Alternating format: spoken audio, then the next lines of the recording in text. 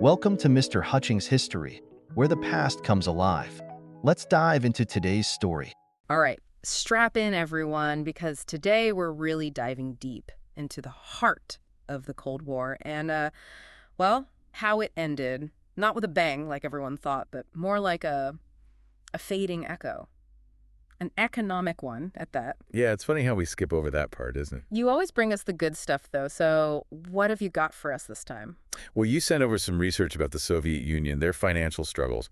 Really got me thinking about the 1980s in a whole new light. See, this is what I'm talking about. We get stuck on the politics, the speeches, that nuclear tension, the whole bit, but you're saying there's more to it. Oh, absolutely. It's easy to forget, but economics, the nitty-gritty of money and resources, that's the foundation every nation is built on, superpowers included.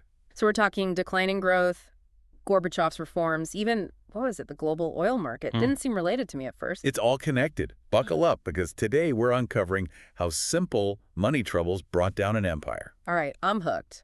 Take us back then. Mid-1980s, what's the picture? What do we see when we think Soviet Union? Probably those Red Square parades, all that military might, right? Trying to project an image of strength. Intimidating for sure, but you're saying that behind the scenes, not so mighty after all. Not so much. One study, Source A, I think it was, really lays it bare. By the mid-'80s, their economic growth had been declining for, get this, decades. Decades, wow. I mean, nobody's invincible, but still. And not just any decline, specifically their industrial output.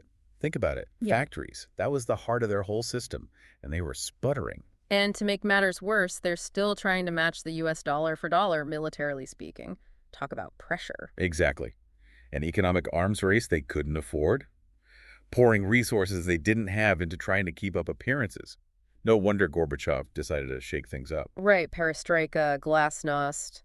Those were supposed to be his big moves, weren't they? But wasn't the system kind of, I don't know, resistant to change? That was putting it mildly. He was Yeah. basically trying to perform open heart surgery on a system that didn't even believe in heart surgery, you know. So what was he aiming for? What were these reforms supposed to do? Perestroika was about introducing some free market ideas, at least in theory. Boost productivity, allow for a little private enterprise, hoping to jumpstart the economy. And Glasnost was about, what, transparency, trying to clean up the corruption, that sort of thing? Exactly. More openness, hopefully leading to accountability, less waste. Problem is, the Soviet system, it was built on rigid control. Central planning was all they knew. So Gorbachev comes in trying to loosen the reins and fix the engine at the same time. Recipe for disaster, maybe? It backfired, big time, threw everything into chaos. Imagine trying to rebuild the plane's engine while it's still in the air. That's basically what he was attempting. And to make matters worse, this wasn't happening in a vacuum, was it? Source B mentioned something about inflation going through the roof at the same time. Oh, absolutely. By 1991, it was out of control. Think about it. People couldn't afford basic necessities. Their savings were evaporating. That's a surefire way to erode trust in the system, and fast. So it's not just that the system's failing. Every day people are hurting. I remember reading Gorbachev basically saying they couldn't afford their old ways anymore. Do you think he had this in mind, the economic pressure? 100%. Yeah. It wasn't just ideology. He had to face reality. The Soviets were hooked on selling oil. It kept them afloat. When global prices tanked in the 80s, that was devastating.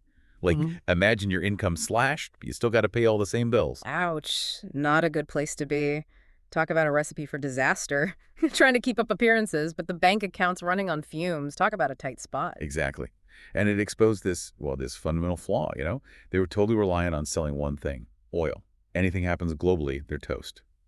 And it gets even more interesting because this leads to a big debate. Was it this internal economic mess that really did them in, or was it external pressure? The U.S. specifically. Okay, yeah. The sources you sent over, they had some thoughts on that, some different takes, for sure. Right, so you've got some historians, the Orthodox school, they say the U.S. under Reagan, that's the real story, increased military spending, forcing the Soviets to try and keep pace, which just drained them even faster. So less about the U.S. going directly after the Soviet economy, more like they forced them into a race they couldn't win. Exactly. Two runners, one's already gasping for air, and you're making them sprint. Something's got to give. But then you've got the revisionist historians. They say, nah, the U.S. role, that was secondary. They say the Soviet Union was doomed anyway. Too many problems baked in from the start. So Which is it? Homegrown disaster, or did Reagan give him the final push? It's never that clean cut, is it? Most likely a combo flatter. Point is, regardless of what the U.S. did or didn't do, the Soviet Union was already on shaky ground. Like, picture a house with a cracked foundation, right? Even a little storm can be catastrophic. And the storm in this case, well, we touched on it, those human consequences. That's where things get real. Yeah, it's easy to get lost in the weeds talking about indicators and all that, but this was real people hurting, real consequences. Source B really drove that home for me, honestly. Economic hardship, it always has a human face. Breadlines stretching for blocks, families struggling to even afford, I don't know, shoes for their kids. When the basics become impossible to find, that hits different. It's not even just your standard of living, is it? It's that you start to lose faith in the whole system. If they can't even guarantee bread, why believe anything they promise? Bingo.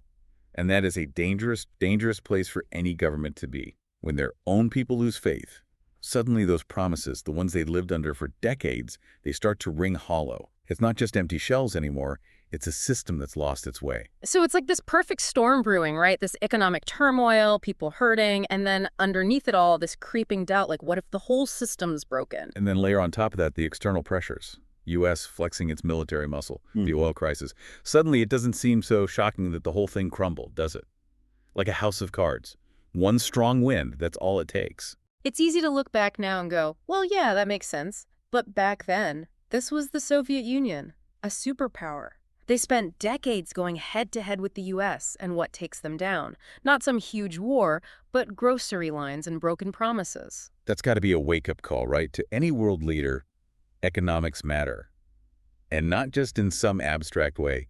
It's people's lives. Because when an economy tanks, that's not just numbers on a spreadsheet. It's real families struggling, dreams put on hold. You start losing hope, and that's dangerous. It really is. And I can't help but wonder, looking around at the world today, what about now? What's going on behind the scenes? What little cracks are we ignoring that could lead to, well, who knows what? Right, because history might not repeat itself exactly, but it often rhymes, or so they say. And if we can learn from the past, from those economic forces that shape things, maybe, just maybe, we can avoid repeating the same mistakes. Man, that's a powerful thought. So to everyone listening, next time you hear about, I don't know, trade deficits, oil prices, anything like that, remember this story. Remember the Soviet Union. Behind those headlines, there are always human stories. Until next time, keep asking those big questions, keep learning, keep digging deeper. Thanks for listening to Mr. Hutchings History. Keep exploring, and we'll see you next time.